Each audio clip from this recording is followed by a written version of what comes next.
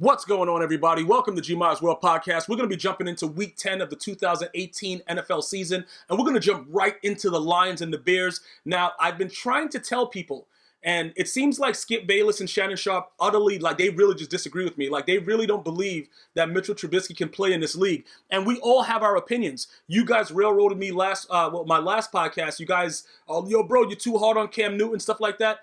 It's like we have our opinions and we expect certain things from these players based on what we think they can do. And just looking at Mitchell Trubisky, even when he's had bad games, I know that young man can be really, really good in this league. And with the Bears defense playing like that, even though they gave up some scores late, that was all garbage time TDs. The Lions pretty much laid down and took it from the rear. That has a lot to do with, getting rid of Golden Tate and all that kind of stuff. Matthew Stafford doesn't really have a lot of weapons to throw the ball to. It's a lot of things going on with that. But we're gonna talk about that in a second. One of the biggest issues that I want to touch on is this, though. When people critique Mitchell Trubisky, they say he's nervous in the pocket, he throws the ball erratically, he's not good under pressure. Specifically speaking, when you see that any quarterback has a clean pocket, they're going to throw the ball a lot better. The one thing that I like about Trubisky, though, is his silent confidence. A lot of people, they're more flamboyant. You'll see Aaron Rodgers do the belt or whatever like that. He doesn't really give you that. But the dude is very, very, I think he's going to be a very, very good quarterback. So, I'm not saying Hall of Famer. I'm saying that you better be scared in the NFC North. That's what I'm saying. I'm saying he's good enough to to take care of business in the NFC North and possibly compete for a title. I think that he's good enough to do that. He's not going to be a guy that you're going to question. He's not a Blake Bortles. You're not going to question, yo, bro, should we get rid of this guy? I think, and as he continues to work hard, he's going to get even better. 355 pass yards, 4 TDs, one rush, 3 pass. The dude is a pretty good quarterback. And one day, you guys are going to realize, since he was drafted, I've been saying this, that he's going to be a really good quarterback in this league. With the Lions, there's nothing really surprising. Stafford has never really won anything. I don't think he's going to win anything. He has a huge arm. He has maximum potential. They're paying him maximum dollars. But he's just a guy. And, I loved me some Matthew Stafford early on with Calvin Johnson, and then I realized that this young man is sort of like Dante Culpepper with Randy Moss. You have a very, very explosive weapon, but there's a limit on what you can do. And I don't know if we're going to ever be able to see Matthew Stafford get over that hump. Now, you can argue that his defense hasn't been that good over the years. The dude had one of the most dominant receivers of this decade in his lineup and went 0-16. Saints and the Bengals. The Saints are looking like they're ready to just spank everybody in the NFC. In my opinion, based on power rankings, my power rankings state that the Saints are the best team in the NFC. They're one step better than the Rams. Obviously, they just beat them. But in my opinion, Drew Brees is just playing out of his mind. They're just clicking. And I love the fact that they gave tribute to Dez Bryant, who tore his Achilles in practice. He was just signed. It's a very, very, sometimes it's just not your time. If you don't have that coat around you, you know what I'm saying, bro? That blessing, you can walk around yo, I got this. Dez Bryant, I don't know what he did to whoever. I don't know if they got a voodoo curse on him or whatever, but that dude right there, listen, I wanted to see what he can do just for my own self. I wanted to see what he can do. I thought he was going to be, trash regardless if he played. I thought he was going to still be, not really doing anything. But the last thing that I would want to see is this young man's career end like that. You know what I'm saying? As much as we want to blame him for Dallas, all of you Dallas fans that I've asked continuously who was the problem, you guys all point to Dak. So I had to recollect myself yo, hold on. Dallas Cowboy fans are saying this guy Dak sucks. Maybe it wasn't Dez Bryant, but he still did lead the league in drops the last time he played. But ultimately, you never want to see an athlete get hurt like that, especially when he's fighting back on his last legs. Because we have to be honest. After this, I don't think anybody else takes a chance on Dez. So that's very, very it's very, very difficult to be able to, digest this. And I just, I wish him the best. Like I said, I wanted to see him go out there and just be a bum and be yo, all right, the dude was garbage. I knew I was right. I did not want to see this, man. This is just really, really deflating, and we don't know what's going to happen in the end. The Bengals, Marvin Lewis is your coach, man. Good luck with that. Falcons, they got dominated by the Browns. They made Nick Chubb look like Barry Sanders and Baker Mayfield look like Tom Brady in his prime. I don't know exactly what the Falcons' game plan was for this game, but I think that the game plan just said, let's get dominated, because they sucked. But I think that all in all, Julio Jones did break a record for the fastest of 10,000 yards, so that's really, really good. But ultimately, the Falcons are a terrible football team, and I told you, they have to fire Dan Quinn for no other reason other than the 28-3 with the Super Bowl, guys. You can't get over that. It's the same thing with Pete Carroll. They will never compete for that level again while those pieces are still there. Mark my words. The Jaguars, Blake Bortles suck. I brought that up in the, before. Eric Ebron, 3 TDs, bro. The Jags defense sucks. Jalen Ramsey needs to spend more time. Stop running his mouth. He needs to stop running his mouth and talking about who sucks and look at his quarterback that he has on his team. That's what Jalen Ramsey needs to do, because all offseason, this guy sucks, that guy sucks. It was entertaining for me, and I laughed about it, and it was kind of funny. But now look at what you're doing, bro. You suck. You know what I'm saying, bro? Like, the Jags defense is terrible. And I don't even know what to say. Like, it's so bad to think about it coming into the season that we thought the Jaguars was like, they were like one pass away from doing something, and now they just absolutely suck, and it's disgusting. Andrew Luck looked pretty good, by the way. Cardinals and the Chiefs. Patrick Mahomes, most pass TD in a single season in the team's history. This young, second year, sat out last year, watched Alex Smith just be a bum, and was somehow able to get that kind of knowledge to put on the spectacle of what we're seeing right now. This guy, this kid is unbelievable, man. He's really unbelievable. And like I said, I liked him even while he was on the bench. And I knew there was a method to Andy Reid's madness, moving up in the draft to get him, but I never pictured this. And I don't think a lot of the Chiefs fans pictured him being this good this early. Like, sometimes it's gradual. This young man has the potential. He has Hall of Fame written all over him, by the way. So I just want to make sure that we're clear with that. And even when he did play Tom Brady and lose, that was like a maturation process, in my opinion, for him. You got to see in his eyes in the second half that this is what he wants to do, and he loves what he does. You see what I'm saying? It's not like Le'Veon Bell. 5 years ago, he's tweeting, if you take a year off from something, you don't really love it, and then he's doing the same exact thing right now. This young man loves the game, and I like what he brings to the Chiefs. And let's not take away the fact that he has the cheetah in Tyreek Hill. 2 touchdowns, 100-something yards. Offensively, you got Kareem Hunt. They have everything. Defensively, I think that's the biggest issue for this team. And ultimately, if the Patriots go to Arrowhead to play them in the playoffs, the Chiefs are going to ultimately go to the Super Bowl. But I think if they have to go to the Patriots, even though the Patriots lost badly today, that happens. It's the regular season. If they have to go to Gillette Stadium, I think that will be an issue. Can they still beat them there? Yes. But, it's Tom Brady. It's kind of hard to say anything like that. But the way the Chiefs are playing right now, they're going to probably have, home field advantage. The Cardinals, they suck, but I give Fitzgerald a lot of credit, man. Every time I see him go out there with the way that he plays, he's such a professional, and he knows this team is horrible. He knows they suck, and he just goes out there and he just balls out of his mind. And it's just unbelievable that he's been playing for this many years, and they still got him going deep into the end zone, and he's trying to make plays on these catches, and he's just when it comes to professionalism, I think he's the guy that he should probably lead that for the NFL, because he's very, very, very, very good with the way that he carries himself, and even with the way the team is at, you don't ever hear any noise from him.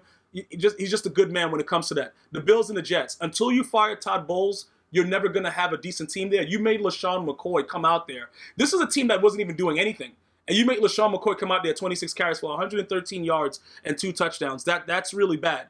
I've been saying that Todd Bowles should be fired for like the last 3 years, I believe. I think it's like the last 3, right? It should, but ever since I seen his face, I wanted him fired. But that has nothing to do with that. The Bills had no business winning this game like this. I'm just gonna, put it out there like that. Whatever you guys want to believe, go ahead and believe it. But they had no business beating them like that. That was a very, very disgusting display by the New York Jets. And again, until they fire Todd Bowles, I don't see much hope. Redskins and the Buccaneers. The Buccaneers are a terrible team. When it started off with Fitzmagic, it was very, very it's very. I don't know. Like when you watch them, you just know like. This dude Fitzpatrick had a first down and ran laterally so that he wouldn't get the first down. It's just stupidity that a guy that went to Harvard doesn't realize that you get more yards going forward than you do sideways. This team is a joke. And I could see why DeSean Jackson requested a trade. Obviously, the team shut him down. He's not going to get the trade. That's already been released, so he has to just sit this out. But he still has a lot of talent in him. With DeSean Jackson. Obviously, Jameis Winston was probably groping an Uber driver during this game, so I don't know what's going on with that. But I'm going to tell you this right now. The bottom line about this entire situation is that the Buccaneers are a team that I don't really know what people were expecting, but I don't think they expected them to be this bad.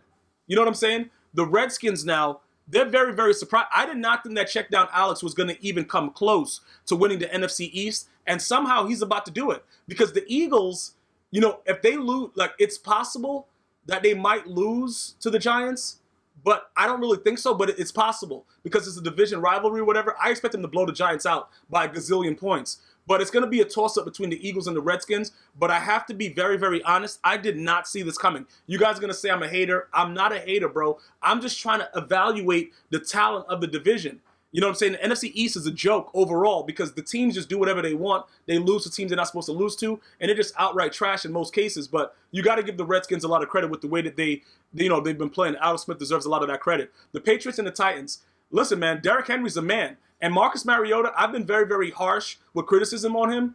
Bro, listen, you saw when they ran the play, the trick play, because the Patriots ran it, but they successfully ran it and Mariota caught it. Like, they just outright dominated and disrespected the Patriots to the point where I think that they had Bill Belichick mic'd up on the sideline, and he said Tom Brady sucks, and that's why I wanted to keep Garoppolo. But I don't know. That's just a rumor, bro. That's just a rumor. Somebody's on the sideline that texted me, inside. But I'm going to tell you this right now.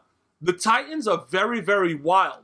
Because you don't know what you're going to get. They're like a box of chocolates with Forrest Gump. But at the end of the day, this is a very, very clutch win. And remember, when they played in the playoffs last year, I thought they should have won that game. And they were one, missed call away when they cheated them. And then they had to ultimately punt.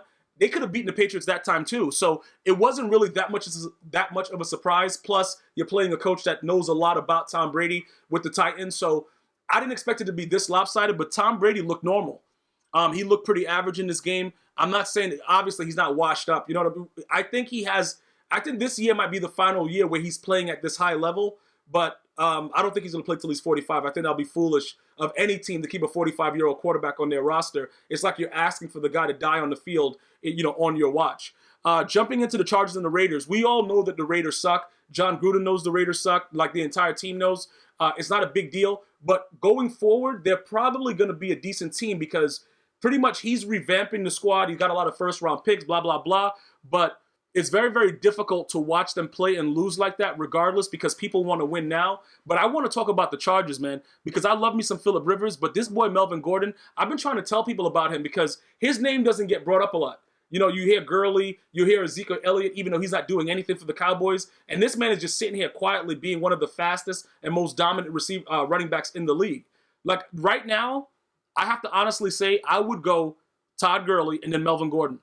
Like, that's just me being completely honest about it. I love watching this young man play. I think he's going to be very special in the league.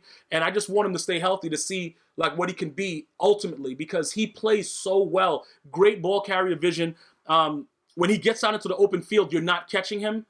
I love that breakaway speed. That's one of the things I look for in a running back. He has all those tools, and he'll juke you out your shoes. So I think ultimately he's going to be very, very good in this league for years to come. The Packers dominated the Dolphins, but everybody thought that would happen.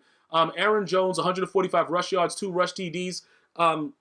Montgomery being released, that was probably the best thing that could happen for Aaron Jones. Just so you guys are aware of that. Montgomery returned a punt that he wasn't supposed to kick off, whatever it was. Went out, fumbled, tried to run off at the mouth, got cut, which is the way it's supposed to be because you can't have a distraction from a guy that's supposed to be a wide receiver, but he's a running back, but then he's not a running back. But whatever he is, listen, you got to know when, they deal with tolerance to a certain level. If you're not that guy that they're talking about, like if you're not a household name, I'm going to tell you right now, shut your mouth because we've seen Randy Moss get released from the Patriots. So it doesn't really matter. If your production is not where it's supposed to be, nobody is trying to hear anything. It's just not going to happen. All right. So Aaron Rodgers went out. They played pretty well. This is a win they absolutely needed. I don't think that I think that the Vikings ultimately are the top team in the NFC North. Then I go Bears. But I think the Bears can beat the Vikings. So the NFC North is going to be crazy. The Packers, though, I don't really give them a shot of doing anything, even with Aaron Rodgers there. I'm just being honest about it. Their defense absolutely sucks, so I'm not really worried about that, and that's what I'm looking at right now. The Dolphins being 5-5, they're in Big Daddy's division, and Tom Brady, I'm not saying he's Big Daddy. I'm saying he's their Big Daddy. So I don't really expect them to do much as well. The Seahawks and the Rams, this game was very, very exciting, man. Aaron Donald is pretty fast, even though that wasn't a fumble, and it was they ruled it as a forward pass or whatever, and it was, overturned. He's pretty good. The Rams, the Seahawks is nothing to scoff at. Even with all the things you take away from Russell Wilson, he's still able to compete, bro. This dude has a lot of talent. And I'm going to tell you this right now. A lot of the things that happened throughout this game, when he tried to make plays, the receivers dropped the ball way too much on that team. And I don't know what to look forward to because it's still the same guy there. You know what I'm saying? Like, you can't, bro, you can't keep that same guy there. You have to get rid of these guys. If you can't give the ball to Marshawn Lynch on the 1 yard line and you make the Patriots beat you, Pete Carroll, you got to go, bro. Like, he needs to just resign. Because I'm telling you, that haunts the locker room, even though you got rid of the players of the Legion of Boom and all that stuff. The team will never be the same until that guy is gone. And I like Pete Carroll. I love the fact that he lets the players be who they are, talk however they want to talk and stuff like that. But I don't see them really competing at the highest level with him still there as the head coach. So ultimately, going forward, I would like to see how they're going to like interchange that. What are they going to do to mix that up a little bit to see if they can go away from Pete Carroll? I don't know what to say. Maybe if they have a losing season, because he you got to get rid of him. You can't keep them there. It's not going to work out. It's and I don't really like to call for people's firings, but listen, man, it is what it is. As long as Pete Carroll is there, as long as the dude from the Falcons is there, they're not winning anything. And I could I could stamp that. And it is what it is. So ultimately, that was week 10. We're starting to see how everything is shaping out. I want to thank everybody for watching or listening. Remember, on Twitter, you can hashtag salute to service to give $25 on Veterans Day to the NFL, from the NFL to the Veterans Organization. Thank you guys so much for watching. Until next time, one love.